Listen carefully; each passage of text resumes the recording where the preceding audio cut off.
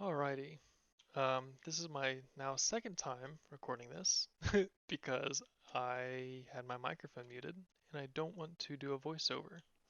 Um, because I said a lot of things that were in sequence to what I was doing at the time in game. So I'm just gonna record this and I want to kind of showcase everything I worked on behind the scenes with MineZ, which also means I'm no longer with the team.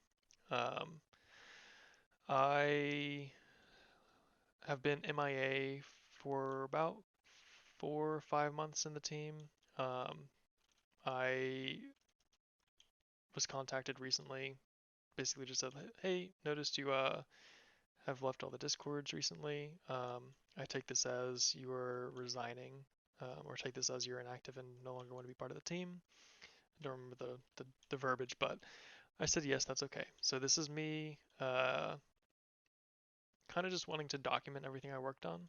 Um, just so the player base kind of knows what I did. Um, sure, everything might be technically leaking some things, um, but I will say I don't think anything I'm about to show is going to be released. Um, so I am okay with taking that chance. So sorry if I shouldn't have shown this, but I'm going to show it. Okay, so first I want to show the very first thing that I worked on, which was actually before I was even part of the team. And it started a conversation with Mr. Jack before I was part of the team, just basically saying, um, or giving my grievances towards the current state of the DCS maze at the time. And the DCS maze is a black concrete box that if you don't memorize the correct path in complete pitch black or have a texture pack for, then you are going to die, which is terrible game design. So I got permission to go ahead and build one, and this is before I was part of the team, as I said before. Got permission to go ahead and build one, and if I built one, it would have been looked at by a build team member and heavily considered, or it would have been actively considered to be replacing the current black box we have. And this was that. Just to kind of show you or walk you through this. Um, the idea was you don't take his chest, you take his torch. Fuck. Um, if that is possible, but it's possible later, just not now, I guess. Um, Not in that armor stand with his disabled slot values, but take the torch, and these are coming later. But the torch mechanic is one of these redstone lights will be on. I should have shown you this sign that says the light will guide the way, or there would have been some hint. I don't know if that would have been the correct verbiage, but this is what I presented to the team. Um, this is a copy paste from a build server that I worked on with GeoPie. He and I made this before we were staff, and the goal was find the one redstone lamp that was lit. There's 8, by the way, 4 left side, 4 right side. You throw it on, it would turn to fire, and then you'd hear the door open.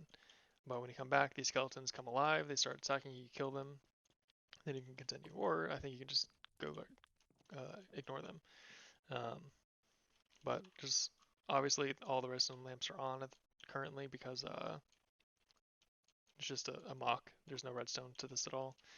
Um, and this would lead directly into what is now the exit of current maze. And this was pathed to, uh, if this is the maze entrance, this currently aligns with the maze exit.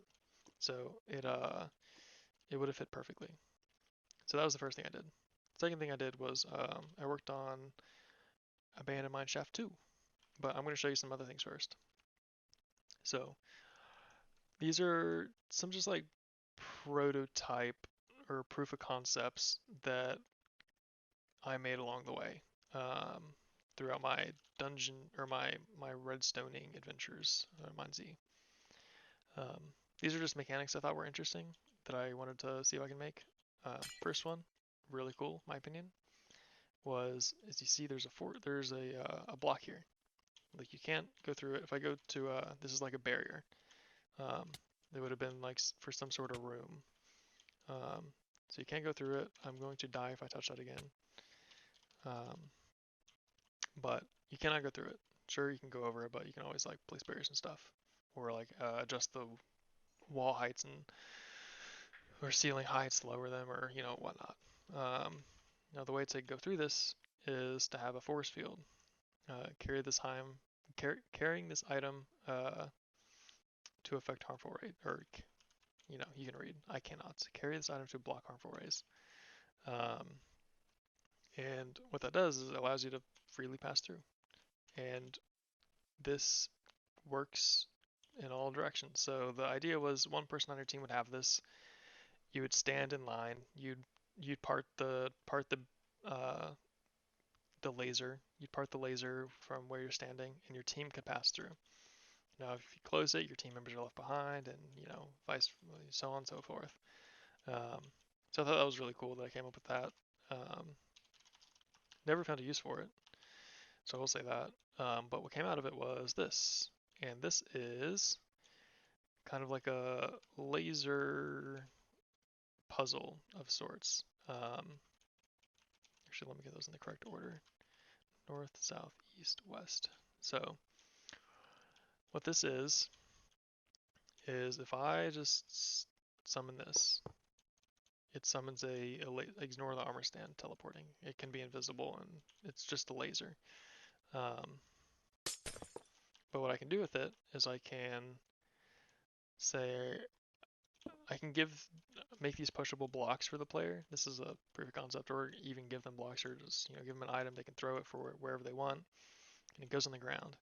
And what it can do is something like this, where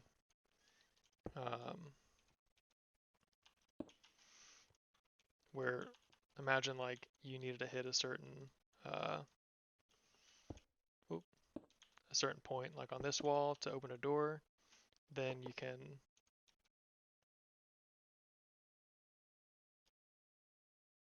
I'm dumb. Need to replace this and this with that. I got everything backwards, huh? So this and this and this. So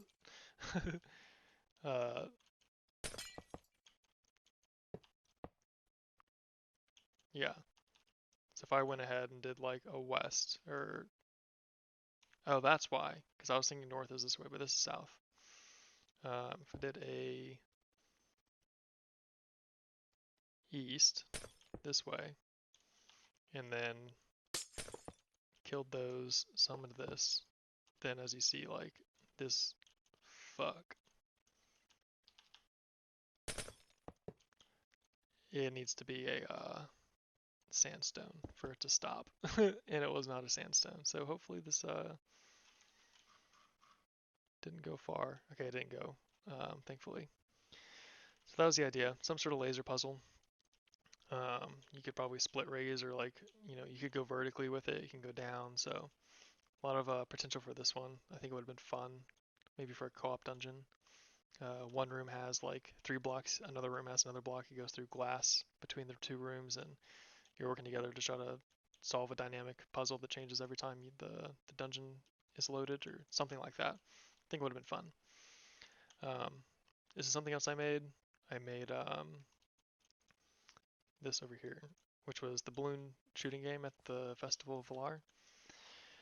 Turned out to be pretty buggy, so created this.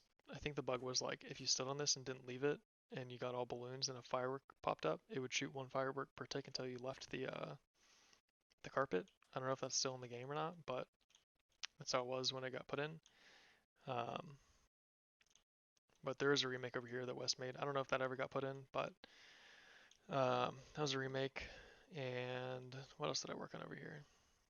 I don't know if you've seen mobs with health bars, but that originally came from me with this proof of concept, which would not work in reality. This is something I made to show people what I wanted in code in the backend because, test for witch with 26 health, 26.0, and it has to be a float. So float means like, I don't know, fucking 10 digits or some shit. And that can be like 25.99999999991 or something. And so you cannot account for all of those at the decimal level.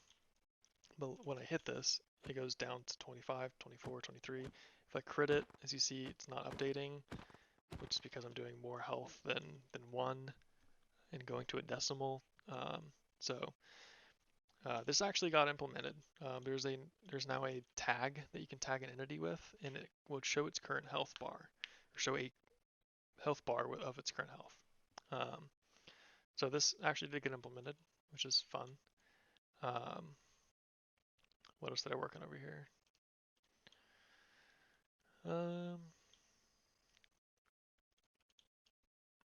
I worked on some whack stuff in concept that is now removed. I remember what this was, and I remember what this is. This one was supposed to be a falling floor thing, and this is quicksand that you'll see later. So second big project I worked on was abandoned mine shaft, and I hope I get this right. No, let's go ship. Admin bunker, I don't even know what that is. I think it's where admins fuck around. On build, I should say. So abandoned mine shaft is something I worked on. I did anything with orange redstone is me. So I did a lot over here. I don't want to go into it in detail, but I redstoned all of this. West did the building. Obviously, cannot and will not build. I don't know what this is. Oh, this is this part had to be remade to get rid of a bug, but yeah, all the detonators, all the fuse lines, and the big portion of this. Here's boss room. So a big portion of this dungeon has moving blocks in it, and that's important because there's like an asset used in Zerbia and RDT that has moving block capabilities, but it is not what we needed for this. Because as you can see, let me try to find it. It's over here.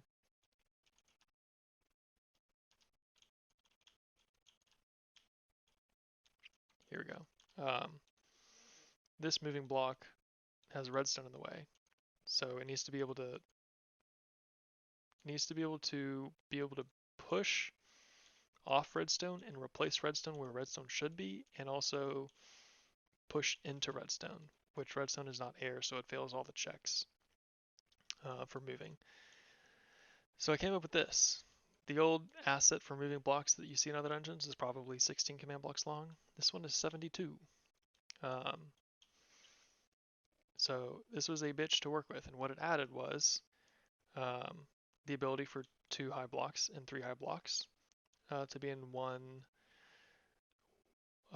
line instead of 2 separate lines, and editing the line to what you need it to be. It added the ability for redstone, which I already mentioned, and it added the ability for blocks to have the gravity effect, which you see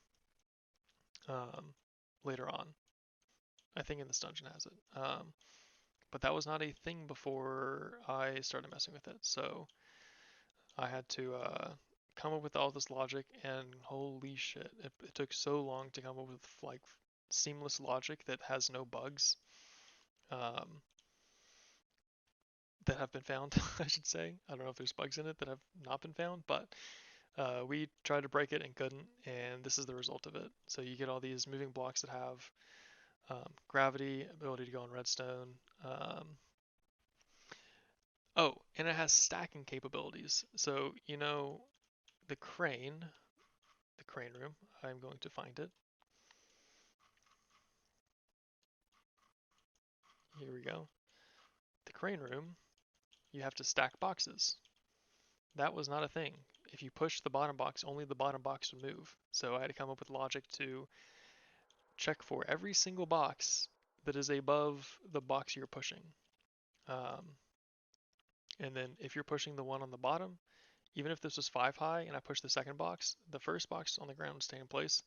Second box, third, fourth, and fifth uh, would be pushed off if I pushed it. So I had to come up with logic for that. And the last big part of it was the crane that I created. Um, here's all the redstone for it. It was difficult. It doesn't look like a lot, but it was difficult. Um, I wanted to make it dynamic though, so I didn't want to hard code it here because we may have wanted it somewhere else, may have used it somewhere else.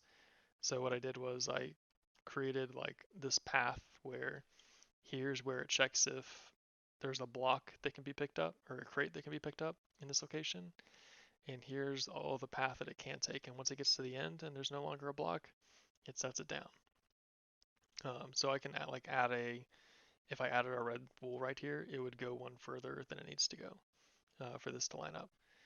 So that was fun to work on. So that's pretty much what I did for Abandoned Mineshaft. The whole first section and then the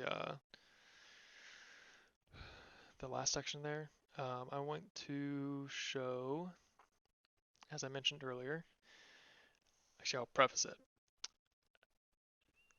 I feel like it wasn't a secret that I was working on a big project, specifically a potential dungeon slash a dungeon.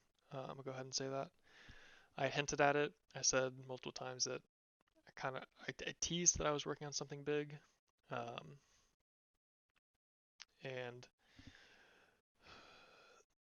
I'm gonna take a drink real quick. I teased I was working on something big, and that big thing was big. I believe it was, in terms of block volume, I think it was about 2 or 3 times the size of Zerbia. Just from like, if you take the top left corner in the bottom right corner of Zerbia and the top right corner and the bottom right corner of my project, the total block volume of mine was like 3 times larger. I don't want to say it has, it's longer or anything, but the volume was larger.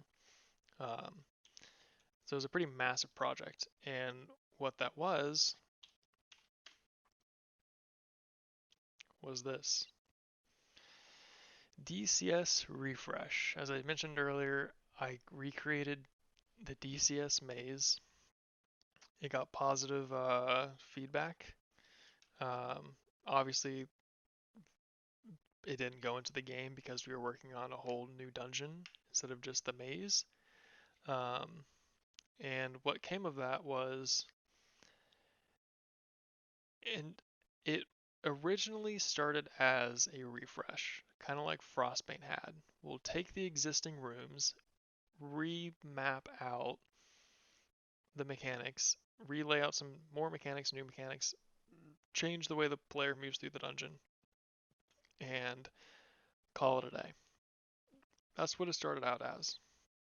And as we worked on it, it became more of a let's scratch this whole thing, the whole current dungeon, and let's create something new.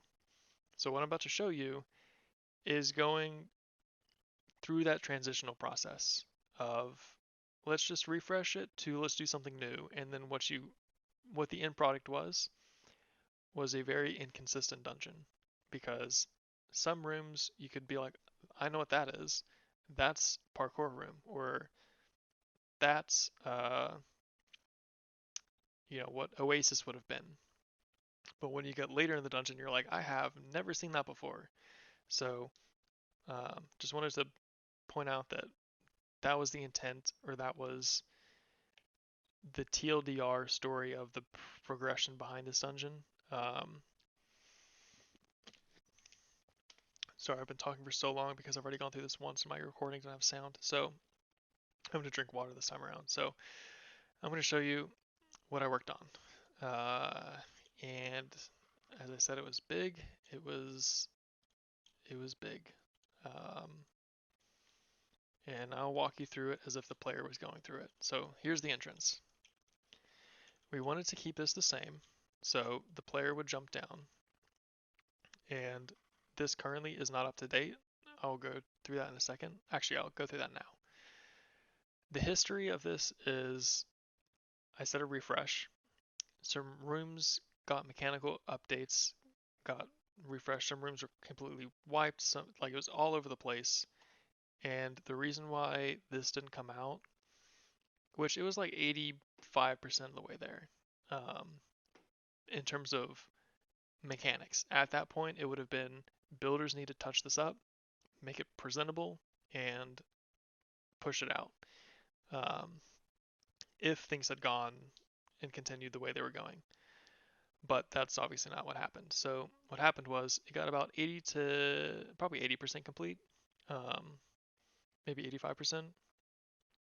And what happened was I think Wes was on kind of a MineZ hiatus or just a Minecraft hiatus from the team when I was doing all this, or when I made heavy progress on it, I should say.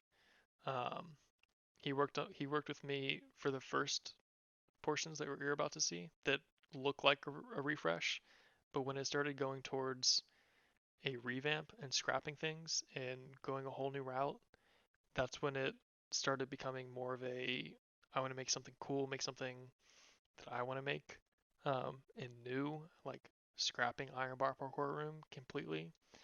Um, so I did my own thing, and this is the result of that. And so when Wes came back, he somewhat let me continue, but heavily suggested and advised that it needs to be redone. A lot of it needs to be redone. And so um, what that looked like, and you'll see it through this dungeon, and I hope you pay attention to this because it is why the dungeon didn't come out, was it looks like two different dungeons. It looks like it's so inconsistent in terms of building and style and everything that um, because it had been like worked across 5 or 6 months or something. I was aiming for it to come out with the March 2022. I think that's right. Yeah, March 2022 St. Patrick's Day update. That's when I was really pushing hard for it to come out then. And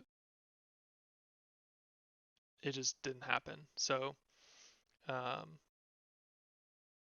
over 5 months, or so all that to say, March was the end goal. I started joining the team, or I joined the team October of 2021, so 5 or 6 months before. And I'd been working on this on and off for 5 or 6 months with multiple different people.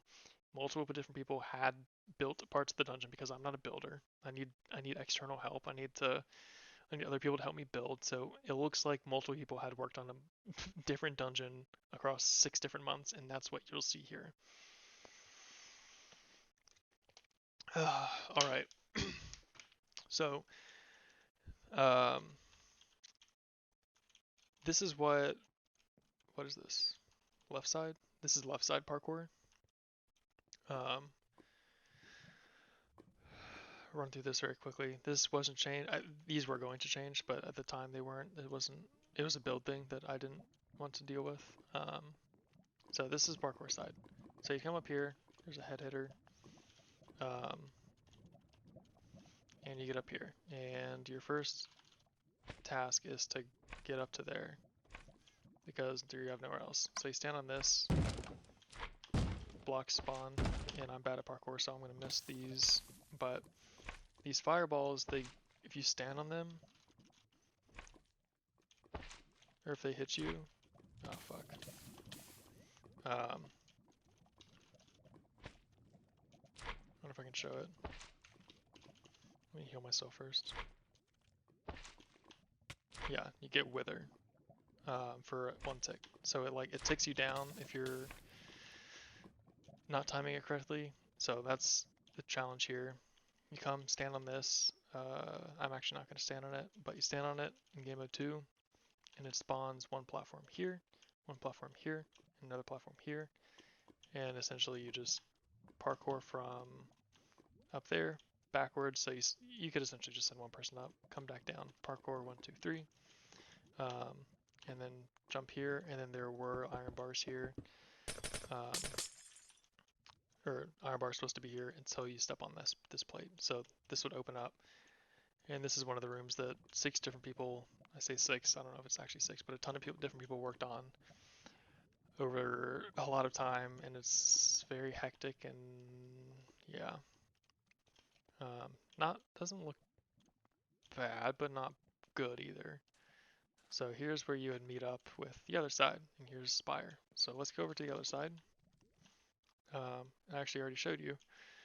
It's the working version of the grab the torch and then go find the one lantern that's lit and go throw the torch on the source of the lantern, the one that has the light.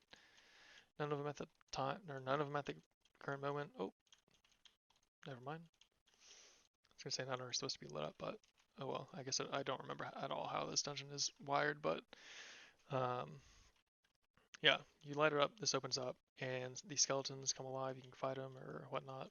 Come through here and meet over here. I'm getting hungry, IRL, and thirsty. Holy shit. So you meet up here, and this would be Spire. So Spire essentially got a retheme or reskin and stayed the exact same parkour wise. Here, I'm gonna be right back. Take a break. Okay, I am back. So yeah, Spire remained the same, and oh, came from the wrong side. I didn't really want to change this because I knew people already knew it, and it was supposed to be a refresh. It wasn't supposed to be a completely new dungeon. So I kept this the same. I know a lot of people who,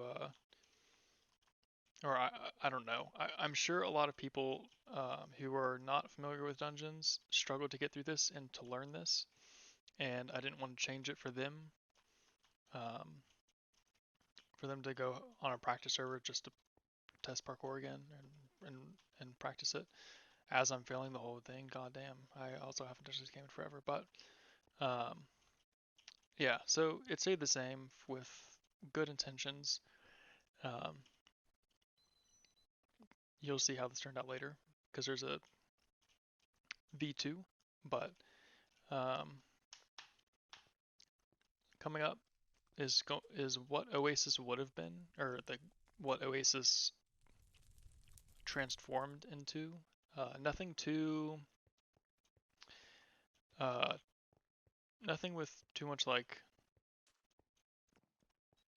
what do you call it? It's very peaceful. It's something that's not very. There's no like death traps or anything. Nothing that can really kill you, minus like failing on some parkour, but being able to easily get out.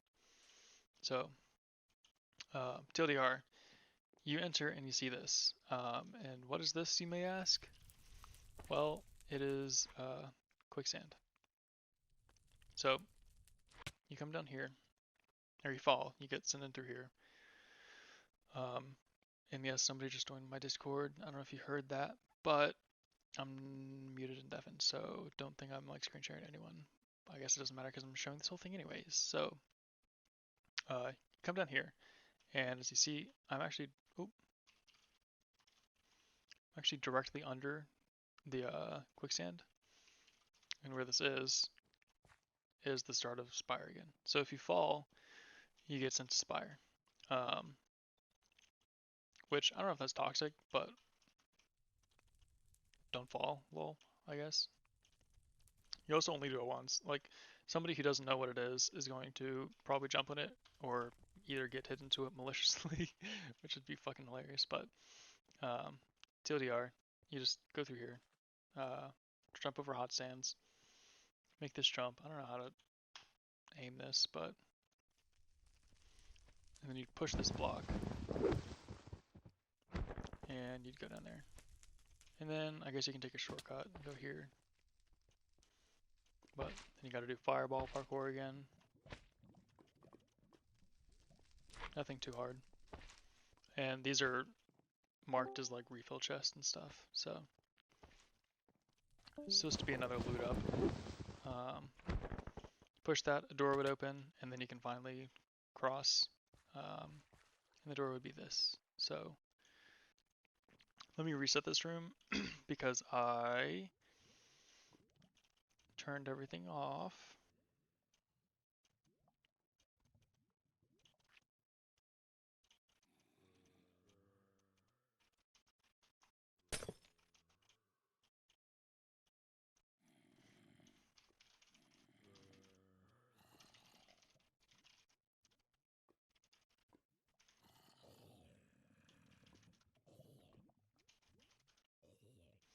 Okay, yeah, so I already showcased this, so that's why everything's weird at the moment, but let me just run through this real quick.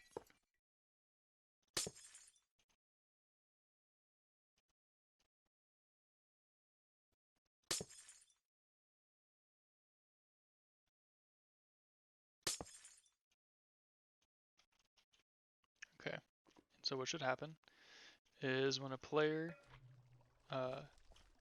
is in this area, you heard a little plink sound, and that's the portal spawn sound. And as you see,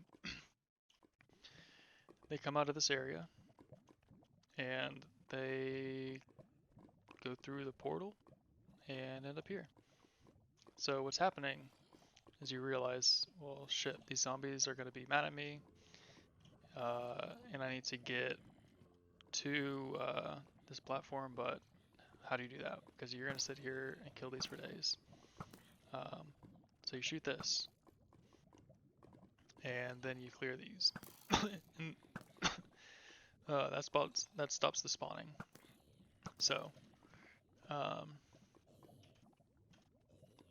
let me just quickly kill those. Come over here. And yes, you probably could make that jump, but if this was in live, you would not be able to cheese that.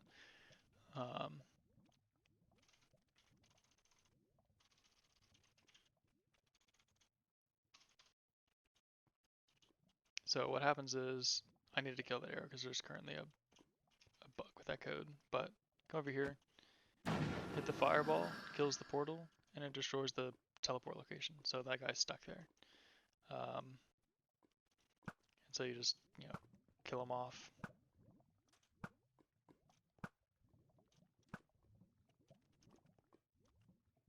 And that's it. So that's an introduction to a mechanic, and you fail the jump as intended. I don't even know how to get back. Am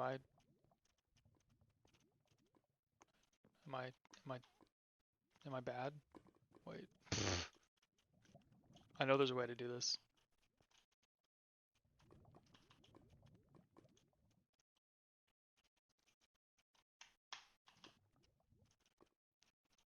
There's a way.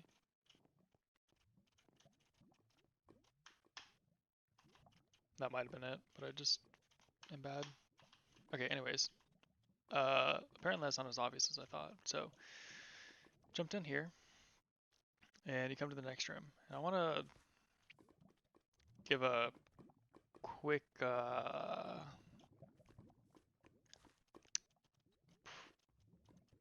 don't know what to call it, preface, I guess, before we go into this room. Actually, I'll go into the room. So, as you can see, there's the moving block and lava mechanic. And this was incredible at the time, like a year and a half ago. Nobody on the staff team had used this before. This is not in any other build and I showed this to the team, and they were very blown away that something like this could be done in Minecraft. Um, though it is very simple. So, not to say that like I'm a god or anything. I'm not saying that at all, but um, I was very proud of this, and I actually took the base idea from GJ, actually, and he took it from Endgame. There's a room in Endgame that has you like jump to a block, and then that would zip another block. Oh, Warped Ruins has it. Warped Ruins has the same mechanic where you jump to a block and things just start floating in front of you, zipping into place in front of you. Um, and I saw that GJ messing with something with that, and I was like, oh, I want to use that for this. And so this was what came of it, and I was hoping that this would be like the reveal of a cool new mechanic that we have in our tool belt that the team can use elsewhere, and that was true, but I wanted this to be the reveal in like a elite dungeon, and it ended up being Bloodstained Abyss that revealed it. So salty, but also like I don't know. I don't think it wasn't malicious. I gave permission for that, sort of. Um, I could have stopped it, but I didn't. But I also didn't help implement it. So I was a little upset that this was not the reveal of this mechanic because I thought it was so cool, and to have it kind of just yoinked out from under my feet and put into Bloodstained Abyss, which is a dungeon, um, was kind of sad in my opinion, or in my eyes, just because I had worked very hard to make this all work. And the thing was, like, this actually didn't work, and I was gonna have to drop this whole idea because when you stand on these, there's like this very, very specific Y level. I'll show you. Um, you'll see. Oh, you have to spawn these exactly at negative 0.25, which roughly equates to it's relative to an armor stand, which I believe is zero point 0.5 above lava, and then to 0.25 down, which is like 0.25, a quarter of a block at the top is what you're seeing. But then lava's not a full block, so 0. 0.3 wouldn't have worked, 0.31 wouldn't have worked, 0.251 wouldn't have worked. It had to be exactly 0.2, so you don't take lava tick. Otherwise, you take lava tick. And apparently, I just happened to find the magic number where if you stand on this at this level, you don't take damage from the lava under you at any other level, even at like 0.75, like very high above the lava, you still take damage. It's very odd, um, but you don't catch on fire. You just take the lava damage tick, so it does damage. So this was the parkour, TLDR. Um,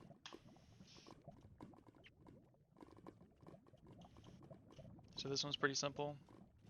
This one's a little bit harder, larger platform. Um,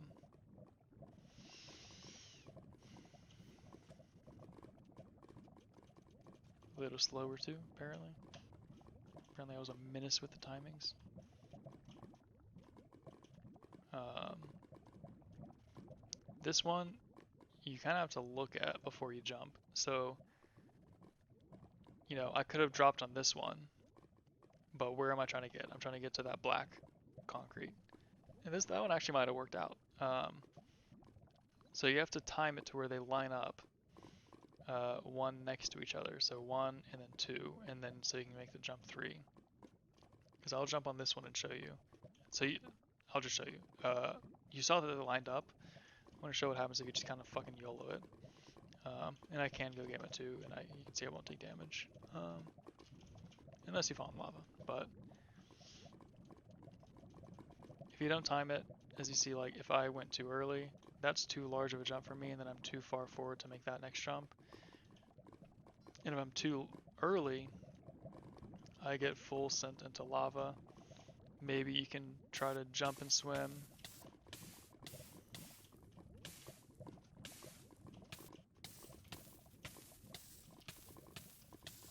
Jesus, I could not get Gimmed one. But so it is a difficult timing. I'm sure, like I was able to. Every time I showed it to someone, they're like, "Oh, that's toxic," but it's just because you don't know the timing. And I, when I was showing it to people and people were playtesting it, because it did get to a point where people were playtesting this, um, I was able to show them like I do know the timings and I do know what to look for. You just have to experience it. It seems toxic, but it's really not that bad. Um, I destroyed this earlier. Let me reset it. Okay, so finish the parkour, come through here, and this is what you do to get through. And and then here's mini boss, or the first mini boss. So I want to try to keep this under an hour and a half because I don't want to talk for another 45 minutes. I'm already 44 minutes in, but or at least including the break, but try to keep it under an hour and a half because we still have a lot more to talk about and a lot more to show you. So this room is where things took a turn. Going from refresh to let's see what we can do with the DCS theme and run with it.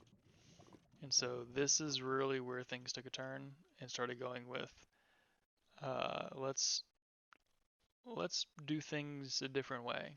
Um, so this was a mini boss. This will not work because we are on the MineZ build server, and the way entities are tagged on the live server are different than the way things are tagged on the build server. So it will not work. But I can show you roughly what's supposed to happen. So in Game Mode 2, you walk up to the tomb, and you see, you know, some lore from some Sheriffane references, and nothing. Something's supposed to spawn here, but it's just because the entity is tagged, and it's down here. It's a mummy. So your first boss fight's a mummy. It has. I'm gonna walk through the attacks real quick. Attack 1 is, you know, you're fighting it, and every like X amount of seconds it'll spawn. Oh, it'll become invulnerable, won't take damage, and then spawn healers in a plus and minus 1 radius around it. So 4 healers, and the healers are little baby mummies, or baby husks with cloths in their hand that look like healers. And the goal is to kill all of the healers before time runs out, and the time is like, I don't know, 15 seconds or whatever I programmed it to be or coded it to be. I don't remember off the dome, but if all the healers are not dead, then the mini boss returns to full health. So that was the mechanic. You did that until the boss was below half HP, and once it was below half HP, I can show you another mechanic up here. This is all the redstone for it. Below half HP would do this.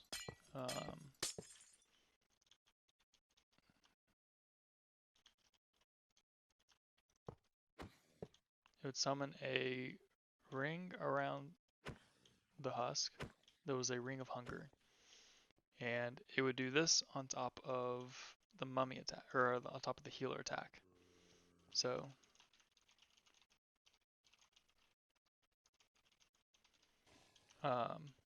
so you were dealing with multiple mechanics at the same time. And if you don't get a healer, then he heals to full. Or, maybe if that was too, didn't go through balancing at all. If that was too hard or too punishing, could have made it just heal like, I don't know, a third of its HP or like 100 HP or whatever it may have been. So that was the second attack. And once you completely kill it, it kind of goes into like, yes, you would have killed it in game, but the story would have been you killed uh you did or you killed it in game, but you didn't kill it within the story. So the story continues, and um oh, I completely skipped the whole thing. So phase one is the healers. Phase two, between phase one and phase two, has a transition. That transition is this. Oh, let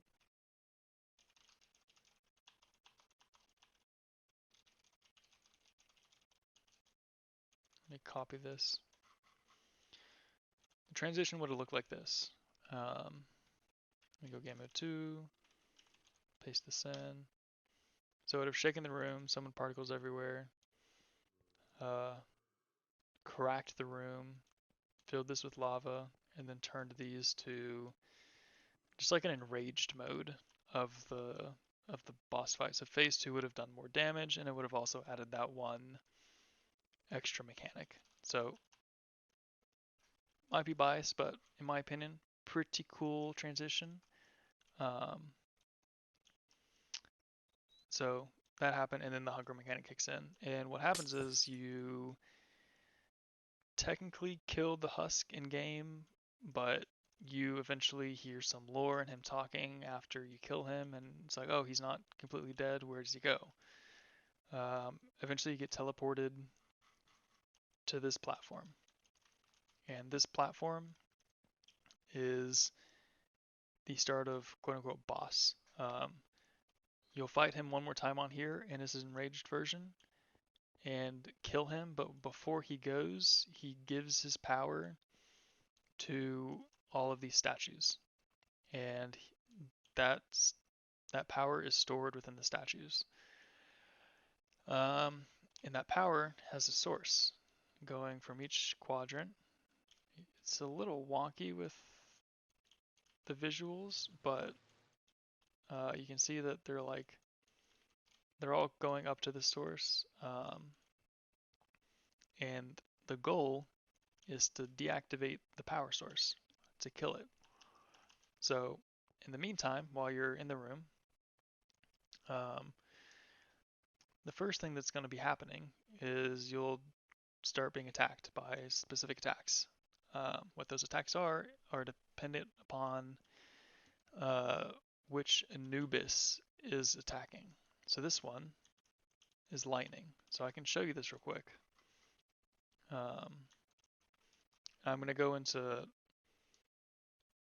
the mechanics of each step and then kind of show you like how you're supposed to beat the room, if that makes sense. So let me just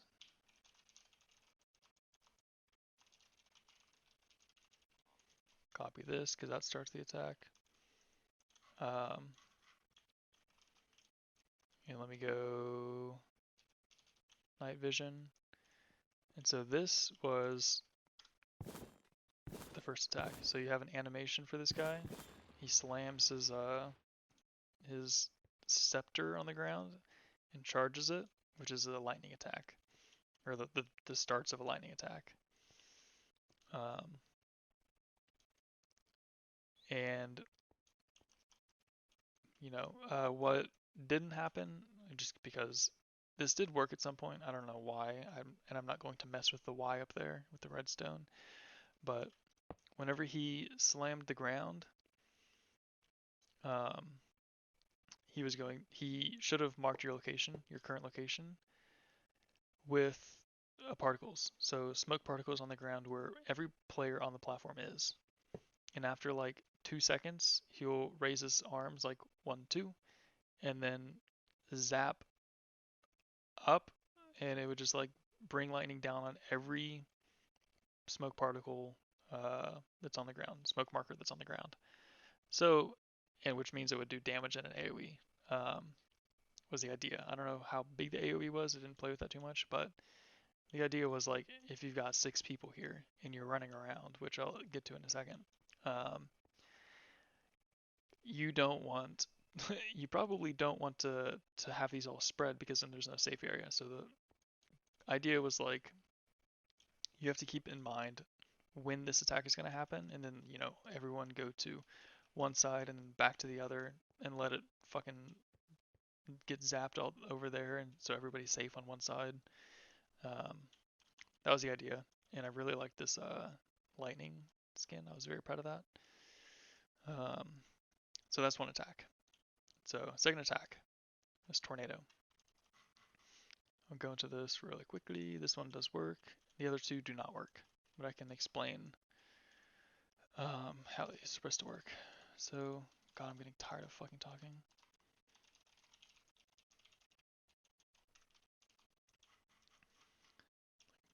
So, here is the tornado attack. Fuck. That's not what I meant to do. Should have pasted it. So it summons tornadoes randomly on the platform, and then disperses them randomly again. No. How is that a threat, you may ask? Well, oh, game mode 2. Yeah, you get tossed and thrown around if you're near them.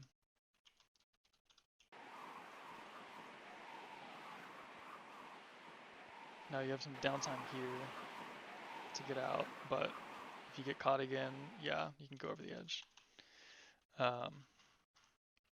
It's pretty RNG whether or not you get thrown over the edge, but it's I wouldn't recommend just standing in it. So that was attack number 2. Attack number 3 was hole in the wall, where imagine having like a 2 wide wall of like moving blocks. I don't know if you've seen Hole in the Wall like the show, but the goal was, um, God, I'm like so tired of talking. It's 7 a.m. Okay, so imagine like a moving wall of blocks that starts like back here and goes towards the whole platform, like, and this is, be the extent of the platform. But there would be like a cutout like this or something. Um, Within the the the thing. So you're like, okay, shit. So you gotta get up and get over and get through it. Otherwise, you're getting pushed off. Um, I don't know if it was like this one was kind of up in the air still. It wasn't redstone, so nothing was set in stone, literally. Um, Pun intended. But it could have been blocks like that. It could have been particles, and you would have been pushed like could have been like 3 different waves of particles that would have been pushed you off like a tornado. Um, no idea. Let me turn this off real quick because that is going to lag.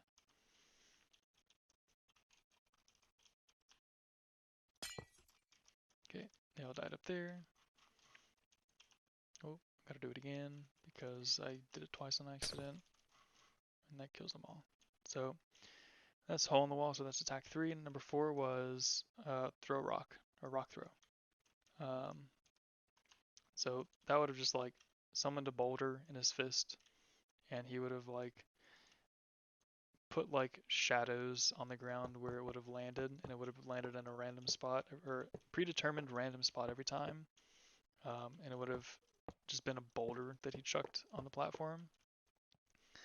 That if you were under or near when it hit, it would have done some damage and maybe like dispersed you a little bit.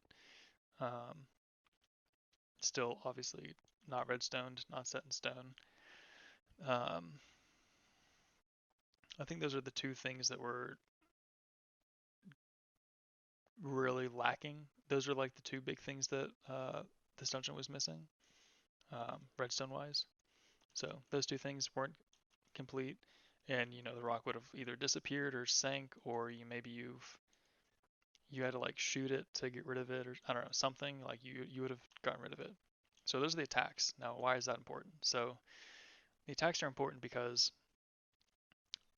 while the statue has power, each power source is linked to a statue. Now, there's admittedly not a great way to determine which statue is linked to which one. Could it be the left one? Could it be the right one? But it would have had a link somehow. Maybe like a redirect from uh, here to here. I don't know. There would have been some visual to display how they were linked. So no, still, why is that important? Because um, as soon as you drop on the platform, the attacks start happening in a sequence, in a timed sequence, just going around the room with moving parkour. So parkour would spawn like here, and it would go all the way up to here. And oh, let me do something real quick. Giving every game mode except for the one I need. Okay, so this is what it will look like when you arrive. Um, and you can go through this because you learned earlier from previous mechanics. Things can go through portals. And so this is a one-way, by the way. So like only one person can go through, even though it does lag. Like nobody else can go through that. So you have to solo this room. And when you enter, there would have been a skeleton um, summoned here, looking down, just like the armor stands are for legendary items. And when you get near him, he comes alive, and you have to fight him. So why is that important? Well, you have to disable this power source. So let me reset this and go over to the side that I think has it. Okay, so this side has it. I don't want to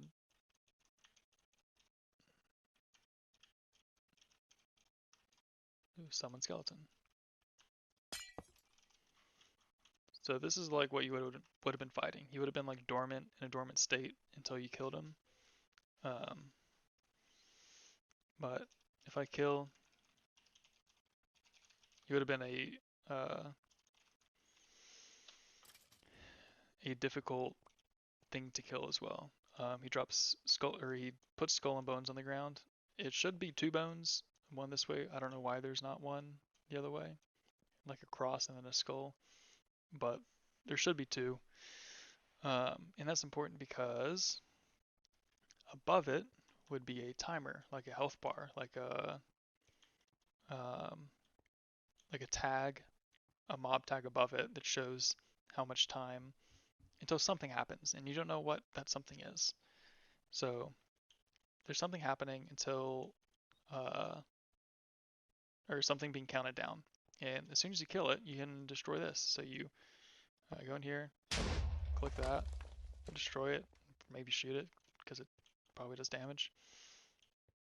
And that stops the power. And that also deactivates whatever statue is linked to it.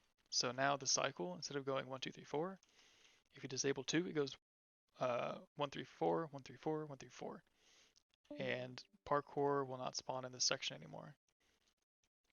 Actually, it probably would. That's a minor detail that I didn't even think about until now. But parkour would probably spawn, but 1, 2, 4, or 1, 3, 4, 1, 3, 4. And so now you're like, okay, well, what does the timer do? So let's say you wait up here until the timer reaches 0.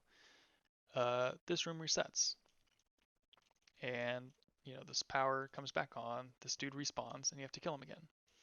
So the idea is, I don't know, you might have like 2 minutes, or I'd have to play test it, figure out the timings with what is a good window of opportunity, or a good timing window for this part. But you would have an allotted amount of time, a decent amount of time, to kill this guy, and then the timer would start. And the timer means, obviously, as you realized, and killed it and waited, he respawns. But if you kill another one while his timer is, or while his body's dead and dormant, the timer refreshes for every single one in the room.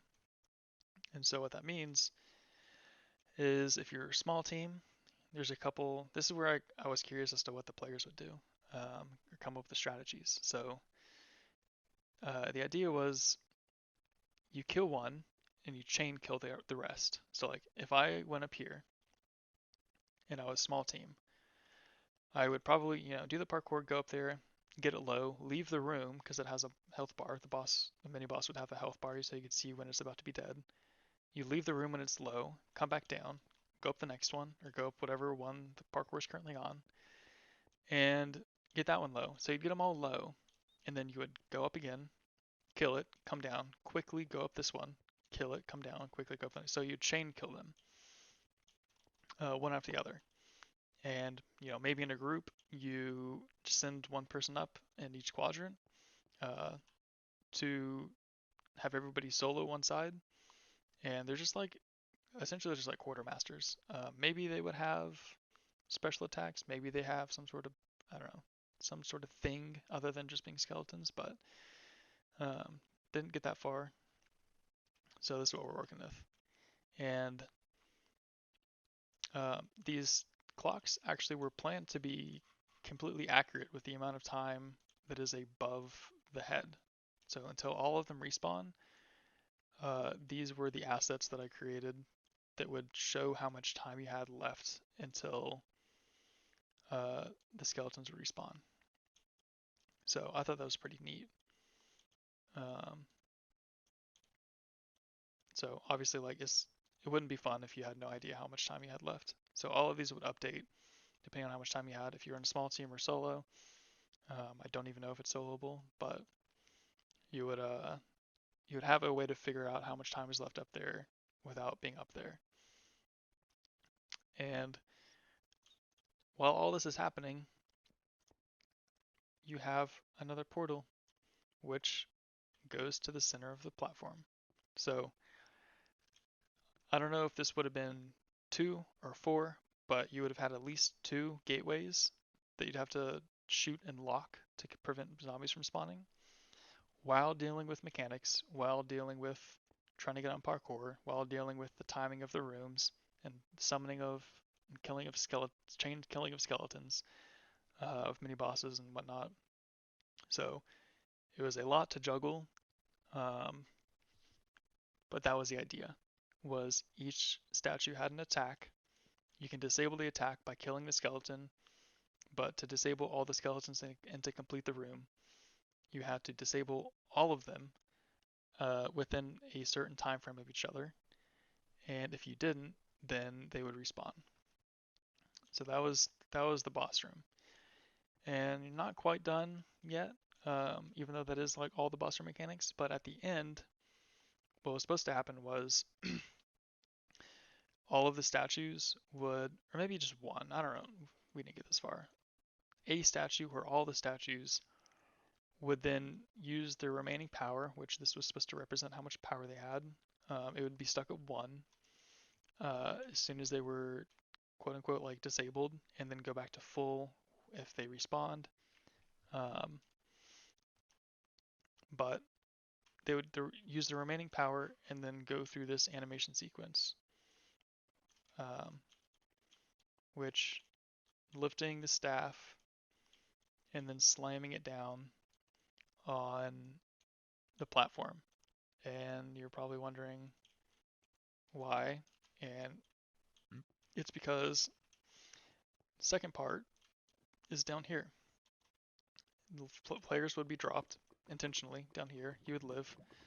There would be, a small little island here, and a platform would, those moving lava platforms up here, um, up in the shulker thing here. They're currently turned off, but those, you'd have a big one here, and it would be the size of, let me get up here, size of this. Now I tried this earlier because this is my second run through, but this will not spawn, but I can show you roughly what boss would have, or this part would have looked like. And what it would have been is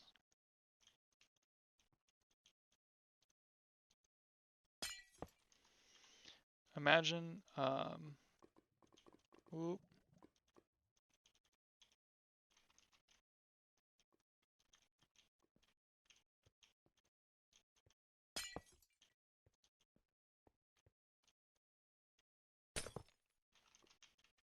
Okay. So imagine this is the center of the platform that you're moving on. And this is how it works. So this is the speed it moves on. And as you'll see, there will be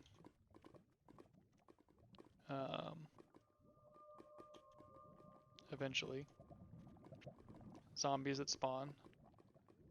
Don't know why there's two there.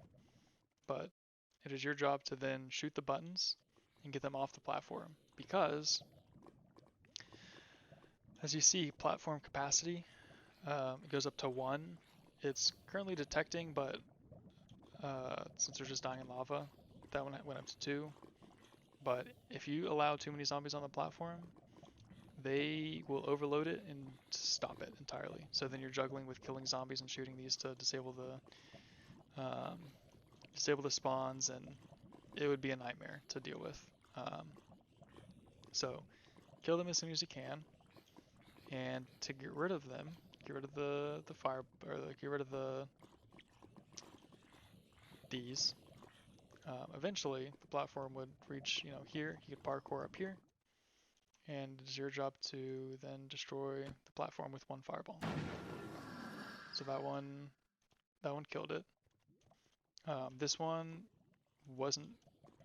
You couldn't disable that one, which was intentional. So you have some sort of zombie flow the whole time. And then I can't speed this up, but eventually you'd get to here, and your next portal would be turned on. And they turn on throughout the whole room. So this last one currently, oh, might have broke. Yeah, this whole thing did work at some point, but kill that one, turns this one off, and then eventually you'd come over here, kill this one. I missed. Turn that one off. And that is the escape. So after all the mechanics and boss, after fighting a mini boss twice, after dealing with moving lava parkour, you're sent through this escape route after you defeat boss, and this would be your ticket to the loot room. So the loot room would be at the end over here. And for legendaries, no idea what was going to be in here, but I really wanted, I came up with the concept of PvE armor, which I will share in a second. Okay, everything's turned off.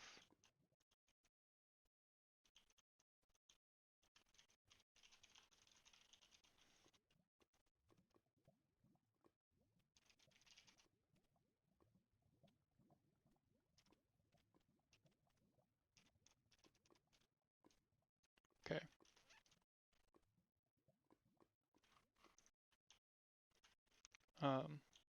So PvE armor was supposed to be something difficult to obtain that was meant for people who wanted to do hard dungeon challenges. And I thought this would have been a good place to put it. And the effects of each item, it was a set, it was a PvE armor set that each had a pretty strong effect for PvE uses only. First set being Iron Helmet, when worn and had a zombie head in the inventory, gain reduced visibility as if you were wearing the zombie head. So it'd essentially be like zombie head with armor, but obviously Iron Helmet needs, or Legendary needs durability, so it'd be wear the helmet to get the Z head effect, but have the Z head in your inventory. Second thing was chest plate, and that was upon receiving lethal damage, revive on half a heart, but gain like 4 or 5 hearts of absorption. So that's your chance to fucking snowball and heal up, like, and put another chest plate on. So it's supposed to be like a saving grace, but obviously rare and something you wouldn't want to just wear casually. Um, Third item was, legs, and it was 5 or 10% chance to. It was 8% chance to heal incoming damage taken. So, like the Pluvia chest plate, instead of just healing for half a heart, this would heal all the damage you just took. So if I got hit with a nade, or PVE, I should say, PVE damage, actually that probably have to be looked at. Make sure that can't be used in PvP. But that was the idea. Was upon taking PVE damage, if uh, you triggered the 5 to 10% set or item piece effect, then you would heal for the damage that you were supposed to take. Um, so you can't really rely on it too much, but it'd be very good. It's like a more, I wouldn't say broken, but it's a better Pluvia chestplate in a way. Um, but obviously, like if you're sitting in lava, don't rely on it to save you. Last one was the feet, or the boots, and this one was probably my favorite. And it was swap key would take a snowball from your inventory and throw it at your feet. So it would be as if you looked straight down and threw a snowball, but without having to have snowballs on your bar, on your hot bar. Because uh, as PvEers doing dumb challenges or difficult challenges like solo Zerbia or even duo Zerbia, you'll have like blunderbuss or grape shot, heal bow, infinity bow, smite book, 2 potions, and snowballs, and maybe like I don't know something else that you need for a niche run, and that's hectic. So I kind of wanted to get rid of that issue or kind of help that issue by providing a way to not have snowballs on hotbar, and that was the thing I came up with. Is when you press your swap key, it there's a snowball at your feet and takes the snowball out of your inventory, and that reduces having to, if you run out of a stack, having to go in your inventory, drag another one down. It also frees up one hotbar slot. So that was PVE armor effect. I want to go through one more thing really quick, hopefully very quick. Um, this was this referring to what I just showed you was going to be DCS refresh, but then there's DCS refresh v2, and what that is it was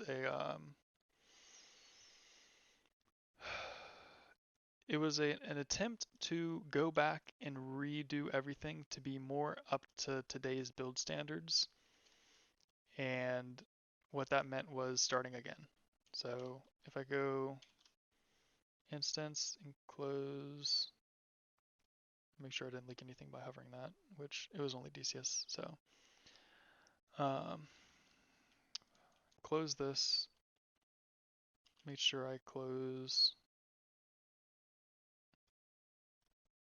Okay, everything else is closed. Block dev. If I go here, here's what we ended with. This is where we landed on DCS. Was, I had agreed that, maybe my dungeon wasn't up to build standards of the quality that we're trying to put out. And so I agreed, okay, let's run it back. Let's make everything up to date. Sorry, I'm fucking parched, thirsty.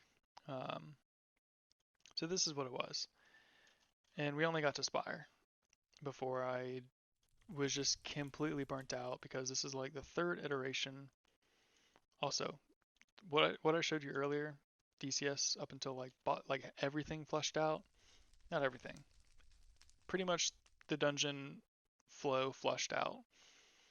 That had already gone through like multiple iterations for every single room, and I was already drained, and I was just trying to dig deep and finish it and get it out. But then we started fresh again, and I did not have the motivation to continue that whole process from the start again. But this is what it was. I'll show you what we had. Here's parkour side. You stand on this, nothing too special. These raise up and then drop. Then you come over here. What is this? Fireballs left to right, so they would go boink, boink, boink instead of up and down. They'd be going left to right. Um, oh, you come up here, and this is where we kind of got lost here. So the idea was this would be a power source of some sort. You'd come over here, either stand on it, shoot it, kill it somehow, disable it, which would disable this strong arm man, this bodybuilder dude holding stones, and he would lower the stones like this in this animation. And this is how you would get across. And that was parkour side. That was it. MineZ side was a little bit more technical. Um,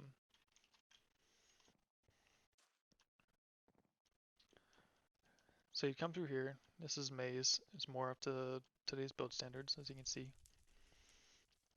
And the idea was roughly the same. This guy had a torch that I took last time I recorded this, but no longer here. He'd have a torch, and the torch says like something about a burning flame. Right click on something to light something. So you go through here, and I think I can show you. Yeah, so these spawn in as soon as you start running.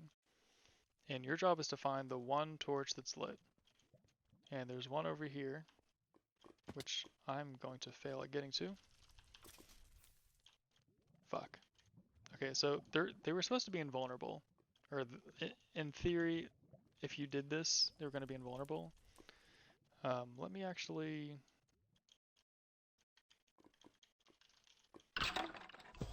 redo this to where you can see.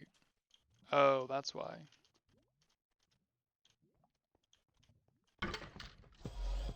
Game mode 1 kills him because there's no player in game mode 2. So, quickly show what is happening.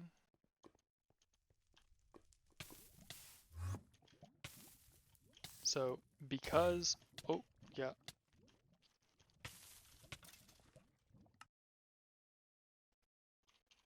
Interesting.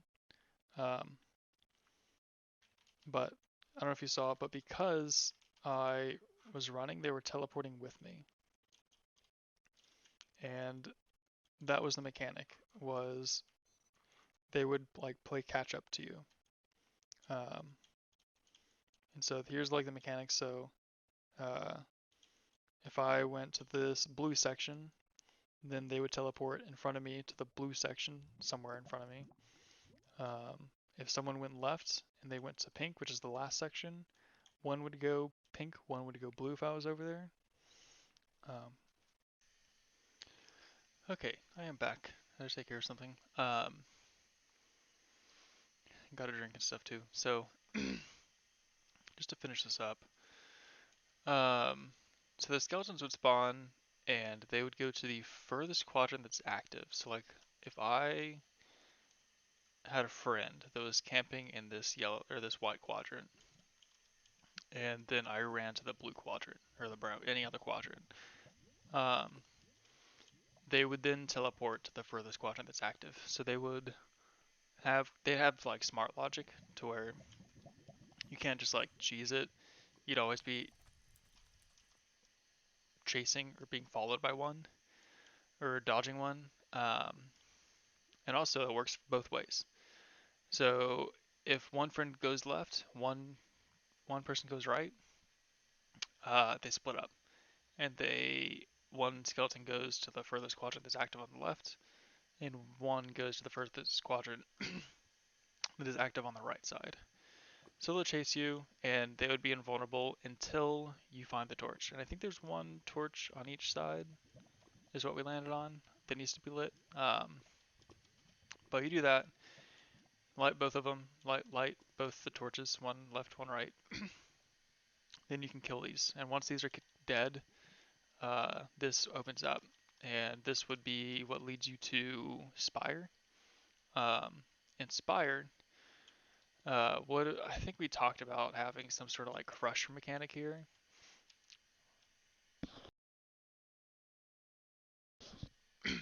um, they would come down from the ceiling, and you would have to like try to like it'd be dink dink dink dink from the ceiling, 1 2 3 4, and it'd come down, and you try to get like between 1 and 2, wait for 1 2 3 and 4 to pop, or 1 and 2, and then you go to between 2 and 3. So you like move between them, but if you time it wrong, then you get squished, do damage. So that was the idea. Inspire. Uh, this is where we stopped. There was no real. There was a plan, but no real plan. You can see some like parkour, like tunnel here, parkour this way to tunnel, tunnel here, parkour this way to tunnel. But there was no real plan with this. This is the only thing that was made out of it, which is a 5 block half down 2 over. Um, and I think you have to momentum it, if I'm not mistaken. Yeah. Um, maybe I just got lucky and did it, but I don't think you can just run and jump. But it's a decent hard jump, and that's where we essentially left off with the DCS refresh V2. Um, I don't remember what I said in this video versus the last video, but I'll reiterate myself. That yes, I'm sad that the DCS refresh didn't, the one I worked on primarily that was supposed to come out, didn't. I'm very sad by that. I guess those are all the builders right now, but uh, sad that that didn't come out. Don't hate any of the staff team uh, for nothing, for stuff that I worked on that didn't come out.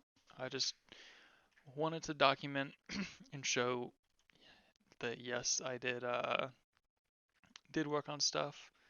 I should probably hide that. There's a lot of memes everywhere, but um,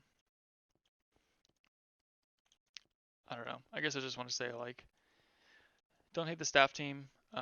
I essentially, I don't want to say I fully accepted their reasoning, but I agreed to it. And in that agreement, I knew that things had to change in terms of like the build, specifically DCS refresh is what I'm referring to. Things had to change with it, and I I knew why. Um, like I saw the reasons why or I understood the reasons why they were pitched that way. So like I guess if you want to blame anyone, like blame blame me for not uh sticking sticking it out and sticking up for myself, I guess. Um, I think if I don't know what would have happened if I said I'm not working on another one. This is the one I want to go with. I don't think it wouldn't have gone. It wouldn't have gone over well, but I don't think it would have come out, to be honest.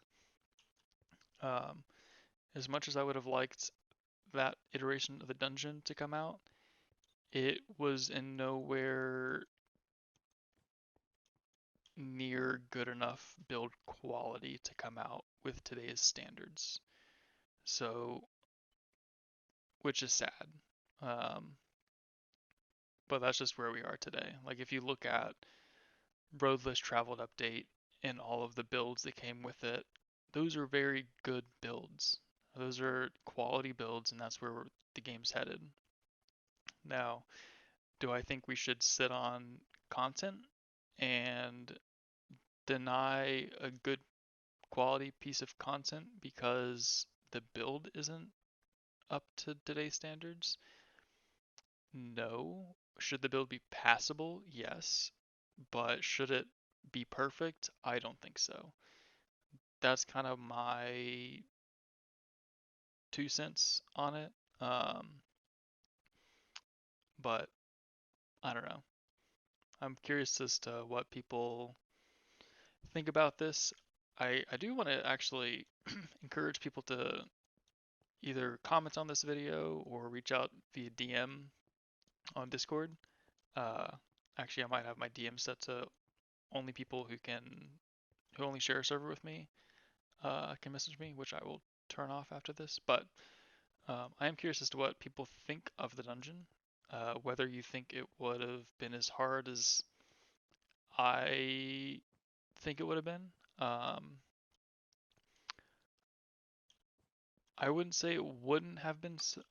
Oh, I don't want to say it wouldn't be soloable, um, but it would have been fucking hard. I think, especially the last part of boss room where you're going with the four statues and having to deal with zombies, spawners, and trying to chain kill skeletons. Like I'm sure somebody could do it, given the strategy. Like I think the strategies needed to catch up. I think it would have been hard to get the first run completed, and then people would have understood the mechanics, refined the strategies, figured out the optimal group to go with. Probably would have been four or less, 2 to 4, I want to say, would have been optimal. Or I don't even say optimal. 3 or 4 would have been good. 5 would have felt like a crowd, and actually 5 would have 1% platform, 4 people in a room. So that might have been optimal. I don't know. So that's the type of stuff I'm curious as to what you think about.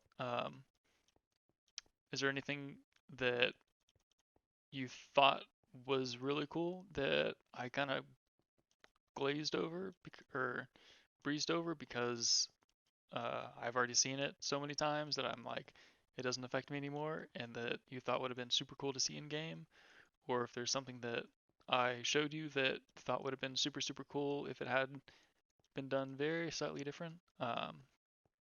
Curious as to what people think about it. Um, Sorry it never came out.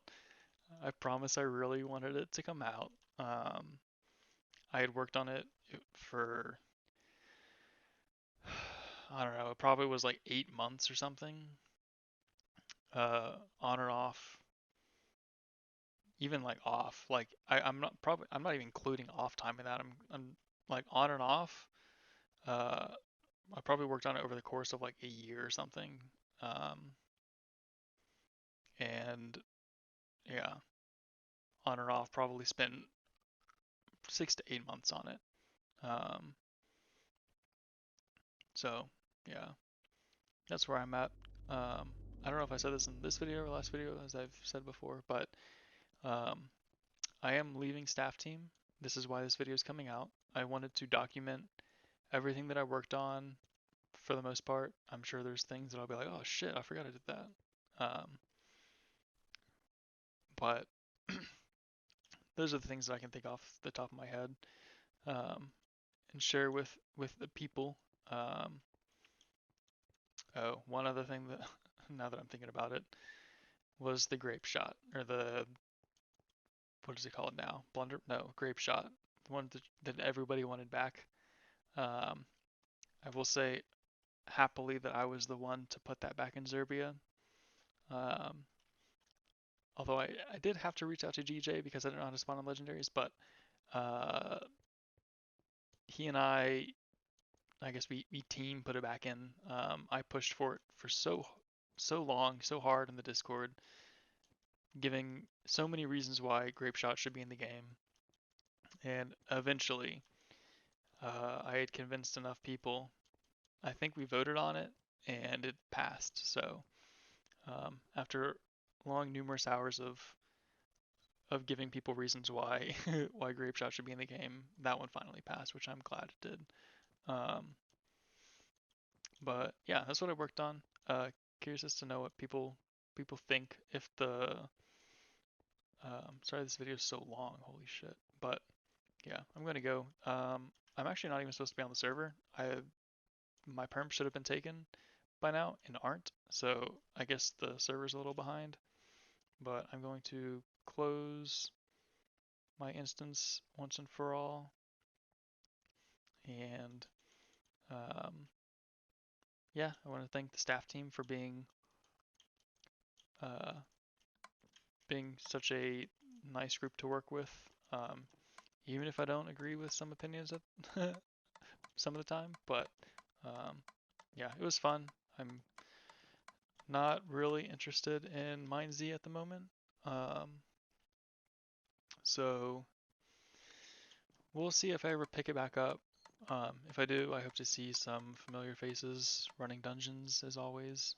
Um, but yeah, this is goodbye, I guess, slash see you later.